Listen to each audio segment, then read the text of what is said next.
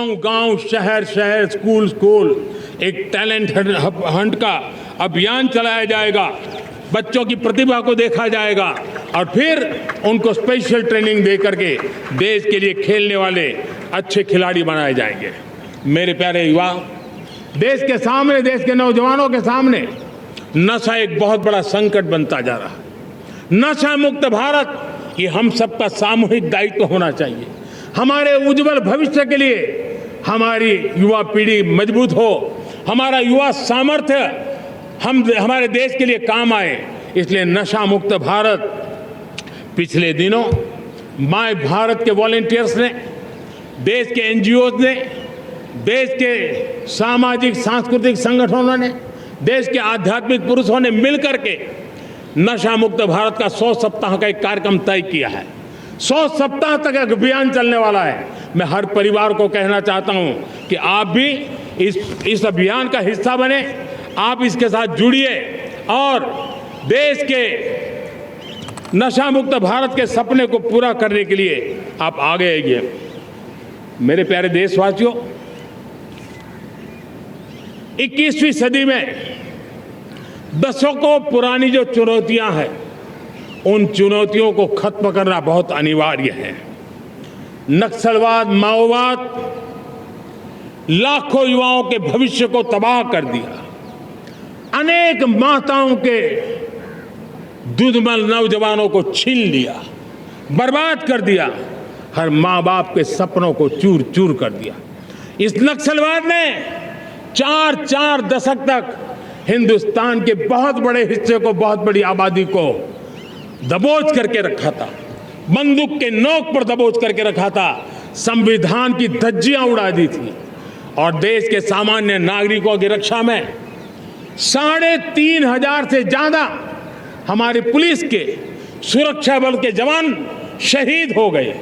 युद्ध के अंदर जितने सैनिक मरते हैं, उससे ज्यादा हमारे पुलिस जवानों को जान की बाजी लगानी पड़ी ताकि देश के सामान्य मानवी को सुरक्षा मिले।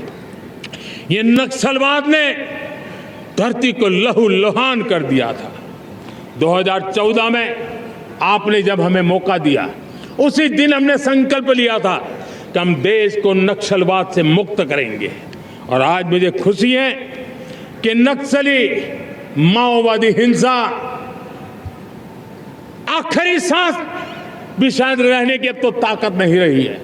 पूरी तरह उसे खत्म करने की दिशा में जहां पर कभी नक्सलवादियों की गोलियां चलती थी, जहां पर कभी धरती रक्त रंजित रहा करती थी, आज उसी नक्सल क्षेत्रों में, उसी इलाकों में नक्सल मुक्त होने के कारण विकास, विश्वास और प्रयास का तिरंगा लहरा रहा है।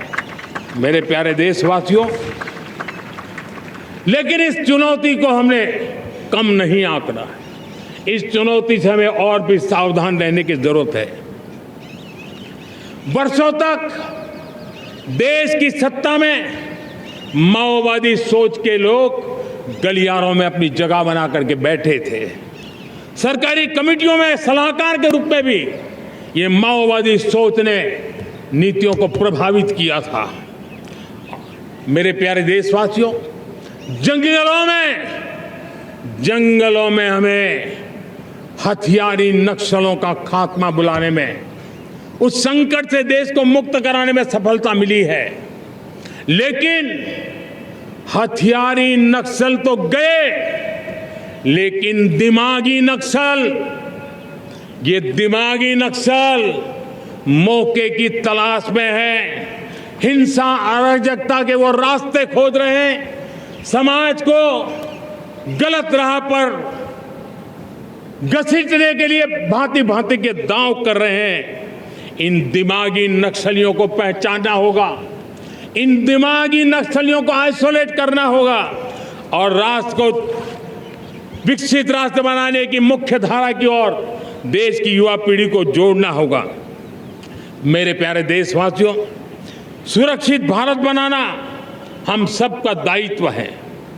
चुनौती सीमा के भीतर हो या सरहद से बाहर, भारत हर परिस्थिति के लिए तैयार है। आज युद्ध का नेचर बदल रहा है। अब युद्ध सीमा पर ही होता है, गारंटी नहीं है।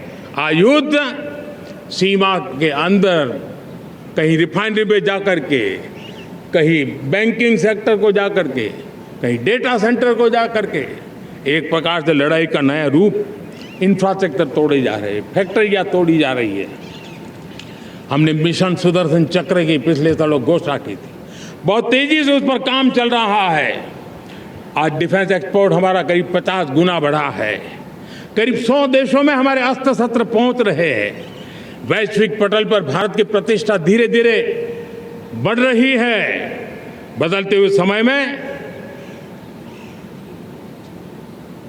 अस्त्र शस्त्र की तरफ काम करना है, सैन्य बलों का सामर्थ्य बढ़ाना है, लेकिन साथ साथ नागरिकों को भी तैयार करना होगा। पिछली शताब्दी के युद्धों के अनुरूप जो सिविल डिफेंस की व्यवस्थाएं हमारे देश में विकसित हुई है, वो कालबाह्य हो चुकी है। और इसलिए मैं आज लाल किले से घोषणा कर रहा हूं कि हम आने वाले दिनों में सिविल डिफेंस का एक वाइब्रेंट नेटवर्क खड़ा करेंगे। आधुनिक व्यवस्थाओं से उनको परिचित कराएंगे। आधुनिक संकटों से नागरिकों को रक्षा करने की क्या व्यवस्था हो सकती है, एक बहुत बड़ा वॉलेंटरी फोर्स सिविल डिफेंस का आधुनिक चुनौतियों को पार करने वाला हम बनाने वाले हैं। मेरे प्यारे देशवासियों, राष्ट्र के निर्माण में आज हमारी बहनों बेटियों का योगदान हम सब के लिए बहुत बड़ा प्रेरणा का कारण बना हुआ है। फाइटर जेट हो या सिविल एविएशन, हमारी बेटियां सबसे आगे दिखाई दे रही है।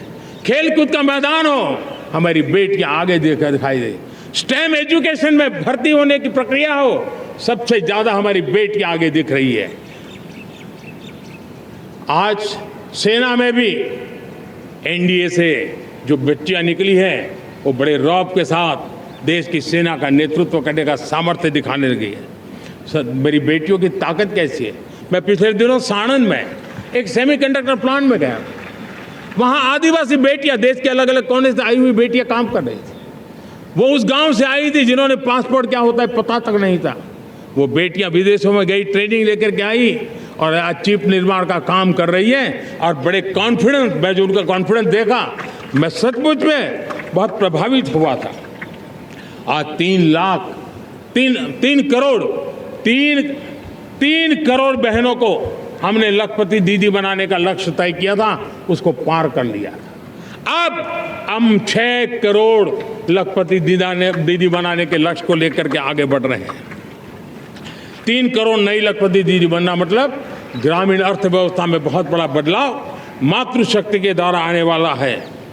मेरे प्यारे देशवासियों, आज पंचायतों में, नगर पालिका में, महानगर पालिका में बहुत बड़ी मात्रा में हमारी महिलाएं जनप्रतिनिधि बनकर के देश का मार्गदर्शन कर रही है, समस्याओं का समाधान कर रही है, बहुत ही सक्षम नेतृत्व दे रही है। और इसी को ध्यान में रखते हुए हमने पार्लियामेंट में नारी शक्ति वंदन अधिनियम पारित किया था, लेकिन किसी न किसी कारण से राजनीति के अखाड़े में पिछले 40 साल से ये सपना हमेशा राजनीतिक अखाड़े का शिकार हो गया है। मैं देश के सभी राजनीतिक दलों से आज लाल किले की प्राचीर से तिरंगे झंडे की छाया में खड़े होकर के प्रार्थना करता हूं, आग्रह करता हूं, आइए उन महिलाओं के सामर्थ्य के पुजारी बनिए, उन महिलाओं के सम्मान में आगे आइए और जल्द से जल्द हमारी माताओं बहनों को 33% विधानसभा और लोकसभा में उनको प्रतिनिधित्व मिले। वे भारत की नीति घड़तर के अंदर अपना योगदान दे। समय की मांग है और मैं सभी राजनीतिक दलों से फिर से आग्रह करता हूं, आइए महिला आरक्षण लागू करके महिला सम्मान में आप भी जुड़िए, आप भी यश लीजिए, आप भी क्रेडिट लीजिए, लेकिन मेरी माताओं बहनों को हक दीजिए। मेरे प्यारे देशवासियों, विकसित भारत का संकल्प तभी पूरा होगा जब विकास अंतिम व्यक्ति तक पहुंचेगा। 2014 से पहले सिर्फ 25 करोड़ लोगों के पास सोशल सिक्योरिटी का कवर था, सिर्फ 25 करोड़ के पास। साथियों, पिछले 5-7 दशक में सिर्फ 25 करोड़, हमने एक दशक के भीतर भीतर 100 करोड़ देशवासियों को सोशल सिक्योरिटी का कवच दिया है। आयुष्मान भारत योजना से 70 साल की उम्र के बुजुर्गों से भी आज 5 लाख रुपए तक मुफ्त दवाई की व्यवस्था हो रही है। करोड़ों करोड़ों परिवारों को इसके कारण बहुत बड़ी सुविधा मिली है। और इस आयुष्मान कार्ड के कारण 2 लाख करोड़ रुपया जो दवाई और ऑपरेशन के पीछे खर्च होना था, वो मेरे परिवारों के बच्चे हैं। वो गरीब परिवार है, वो मध्यम वर्ग के परिवार है, उनको इतनी बड़ी। मेरे प्यारे देशवासियों, आज मुझे एक काम के लिए आपकी मदद चाहिए। मैं आप सबसे एक मदद मांग रहा हूं। सभी नौजवानों से मैं चाहता हूं कि आप इसका नेतृत्व करिए। आपका 1 या 2 घंटे देश को बहुत बड़ी शक्ति देने वाले हैं। आपको लगेगा 1-2 घंटे में मैं देश की क्या शक्ति, मैं बताता हूं, आप बहुत बड़ी शक्ति बनने वाले हैं। और इसलिए हर घर में वातावरण बने। इन दिनों देश में जनगणना का काम हो रहा है, सेंसस का काम हो रहा है, गिनती चल रही है। और गिनती सिर्फ आंकड़ों से बात बनती नहीं है, उसकी बारीकियों से नीतियां बनती हैं, योजनाएं बनती हैं, देश आगे बढ़ने की अपनी रूपरेखा तैयार करता है। और इसलिए सटीक जानकारियां होना बहुत जरूरी है। कभी कभी जो सरकार की तरफ से प्रतिनिधि आते हैं वो इतनी जल्दी में होते हैं, कभी स्पेलिंग एक लिख देते हैं, कभी अलग लिख देते हैं, और इसके कारण अल्टीमेट परिणाम हमें सही मिलने में दिक्कतें आती हैं।